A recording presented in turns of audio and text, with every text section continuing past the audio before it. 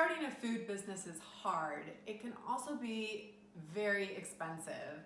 There are so many licenses and regulations that you need to get just to get set up and ready to sell food.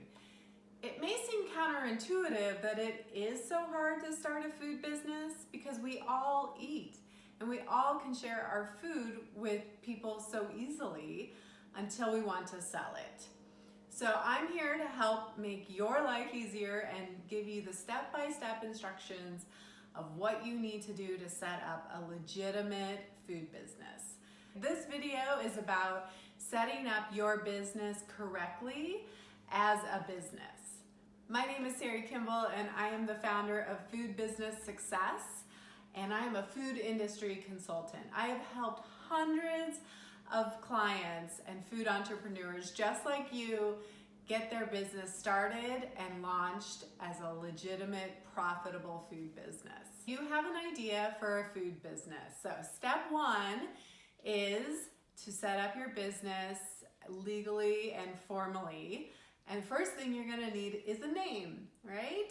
So think of a creative name. It's getting harder and harder these days to find names that aren't trademarked or don't already have the Google or the website domain taken. So do a little bit of homework and think through the name that you want your business. We're gonna talk about LLCs next, and just keep in mind that you can register an LLC under an umbrella company name. So it could be your name, or it could be a larger kind of umbrella organization. And then you can also do a trade name or doing business as that particular product name. So I'll talk a little bit more about that. But go ahead and do some research ahead of time. You want to search for domain names, whether somebody else already has a similar product or a similar name to what you're thinking about. You may want to search for trademarks, both in your state and online through the federal database. And just look for similar names that you're really going to be weeding things out. And so know that that might be a little bit of a process to first come up with your name. Okay, so you have your name, or at least the name of your business, which may be a different name than your product. So what you want to do next is go ahead and register through your Secretary of State as a business. So you have a couple of options. You could register as a sole proprietor. You could register as an LLC. You could also register as a corporation. My advice to clients is to register as an LLC. The benefits of being an LLC over a sole proprietor is that it does afford you some protection for someone going after your personal assets if something were to happen. And because you are in the business of making food, which does have the potential to harm someone, I definitely suggest that LLC formation over a sole proprietorship. Now keep in mind that there are some documents that you need to complete on your own and hold in your files annually to show that you are operating as an LLC as a business and not as your personal engagements. So I don't think you need to hire a lawyer to get an LLC. You don't need to pay for any forms. Just go to your Secretary of State website, file an LLC for an LLC. It's probably $50, somewhere in that range to do that.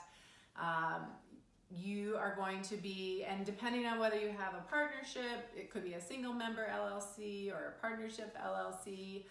You're not going to have a registered agent unless a lawyer is doing this for you. So you want to go ahead and file for that. And then, like I said, if you maybe you just want to start an umbrella LLC as your main business, and then you're going to add that particular food brand, that product name underneath that. So if you, when you're ready, or if you're going to do that, then you would also create what's called a trade name or doing business as. So that would fall under that LLC. Okay, so You file your documents, then you're going to look up an operating agreement for an LLC, and this you're going to fill out to get either as you're by yourself if you're a single member, or with your partners if you're a multi-member LLC. So you want to keep that document. That's going to really lay out all of the agreements, especially if you're in a partnership. And again, that helps to establish that line in the sand that says this is my business and this is my personal. And so if something were to happen, it does give you some protection. Okay, so now you have your LLC registered. Next thing you want to do, and these do go in order, is you want to go to the IRS website and file for an EIN number. So this is like a social security number, but for your business. So you get that, it's pretty quick and easy online form, and then you're gonna take those two documents, your LLC and your EIN form, and you're gonna go down to the bank, either your personal bank, or you can shop around to other banks and you wanna set up a business banking account. This is really important. Again, part of that LLC protection is that you need to show that you are operating as a business and not using your personal credit cards and things like that. So having that business banking account will really set you up as a legitimate business, and from that point on, you want to put some money into that account, and that's your startup costs. And so you want to be paying for everything related to this business out of your business banking account.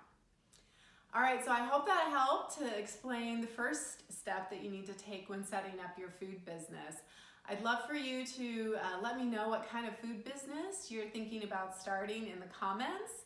And if this was helpful, please also like this video and please subscribe to Food Business Success.